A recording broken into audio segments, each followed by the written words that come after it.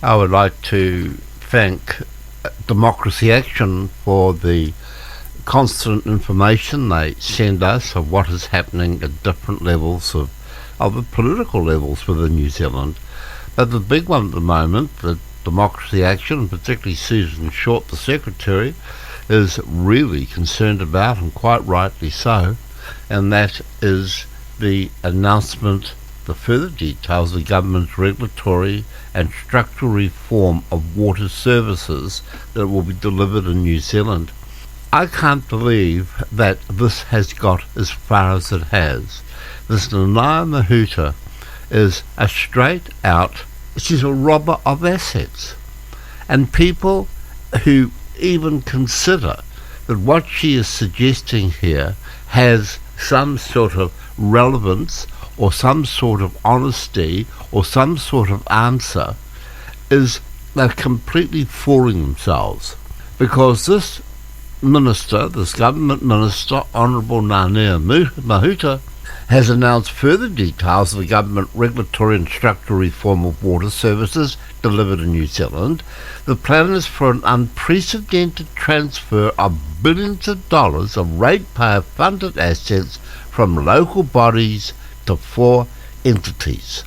Local government would be stripped of major assets and a core role, with communities no longer able to have any say in the delivery and the pricing of any part of water services.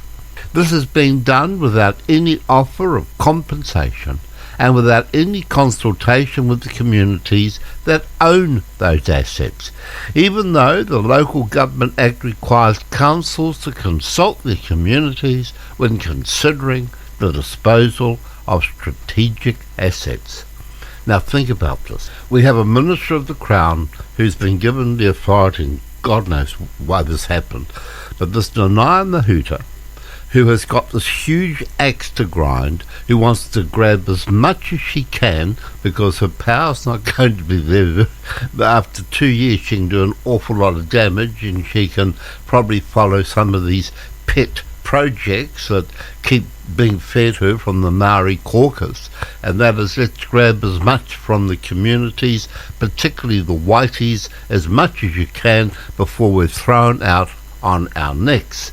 And this seems to be the situation. And for anyone who even, and this is Maori included, who think that this whole deal of Nanaia Mahuta has any credence or anything backing it with common sense, it ain't. There is nothing there at all that makes it even attractive to even the dumbest thinker of us all.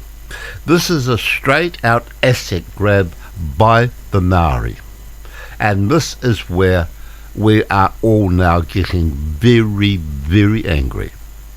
15% of the population are using what they can and doing what they can to get as much as they can, whilst we've got this CC, Crazy Cindy, as Prime Minister, and a Maori caucus, and with certainly a government minister, the local government minister, in the that image of the Honourable Nanaia Mahuta.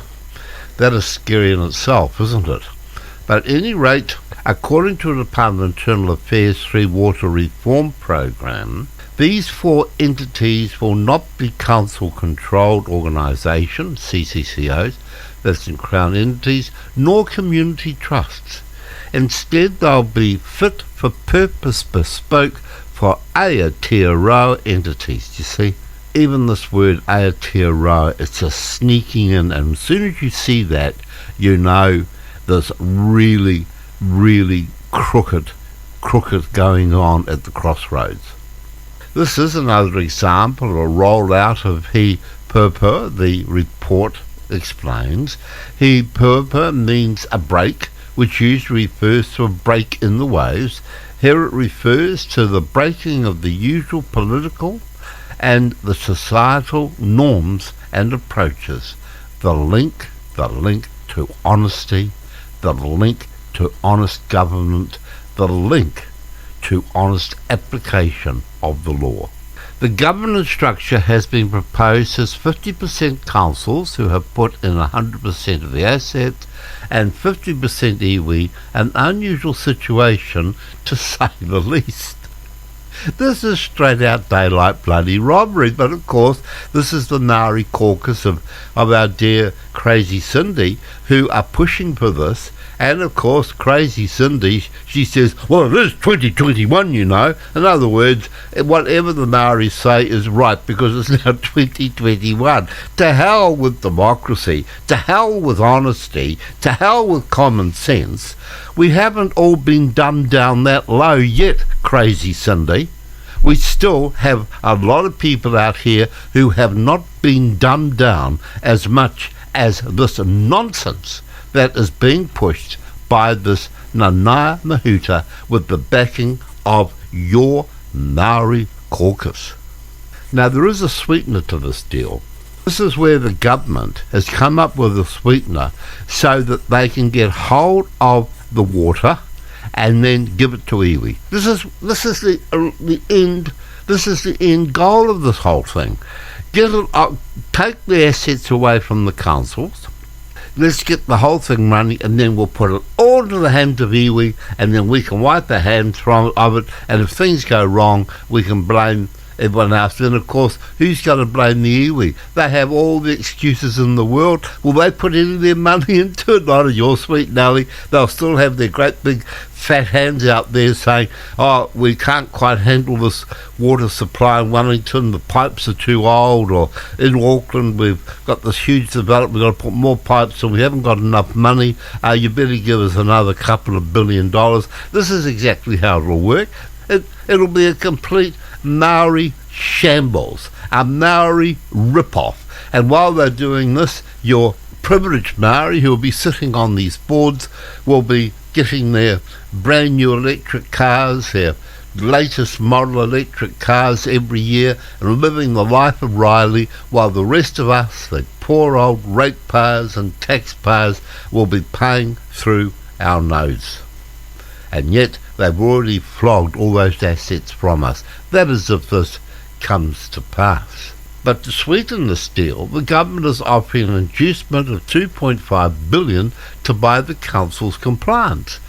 $2 billion for councils to invest in future of local government, urban development and well-being of communities, consistent with the priorities of both central and local government, and $500 million to provide support for local authorities through this transitional process.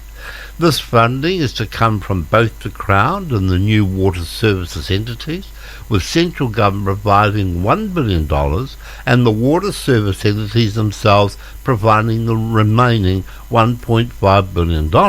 Of course, this will be funded by adding this cost to our water bills. This money can only be got from what they're going to charge for the water. So we'll be paying for our assets all over again, and we don't even own them because they've been given to the Maori. This fund goes somewhere near compensating the local authorities for the loss of their assets. For instance, Western District Council has been promised $11 million should they agree to sign up, whereas the value of their drinking water, stormwater and wastewater infrastructure stands at around about $120 million. So can you imagine what it's like in Auckland? You wouldn't be able to even get to the two figures close. You could probably drive around about 1,000 buses through the gap of what the Auckland asset's worth and the amount of money that Auckland City would be given to give away all those assets to a Maori entity. Because that's what it'll be. It'll have all the names, the fancy, they'll say, oh, no. But do you trust Crazy Cindy? Do you trust people such as this Nanaia Mahuta? Do you trust the Maori caucus? In fact, do you trust this government at all? Because if you do, well, you're one of the few that do these days.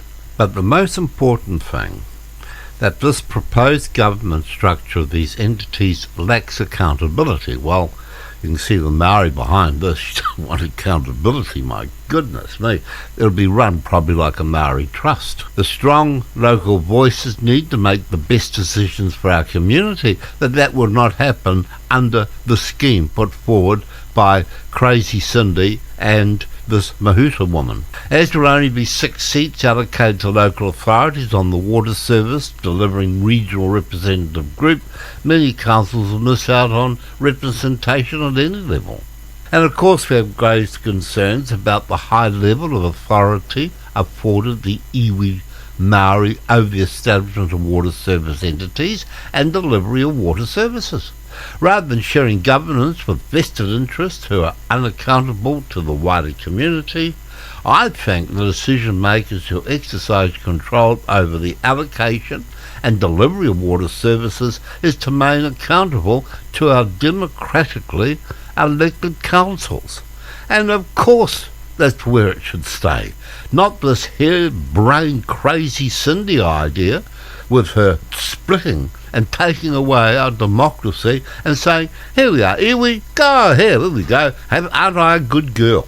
I may be stupid, but aren't I a good girl in the eyes of you people?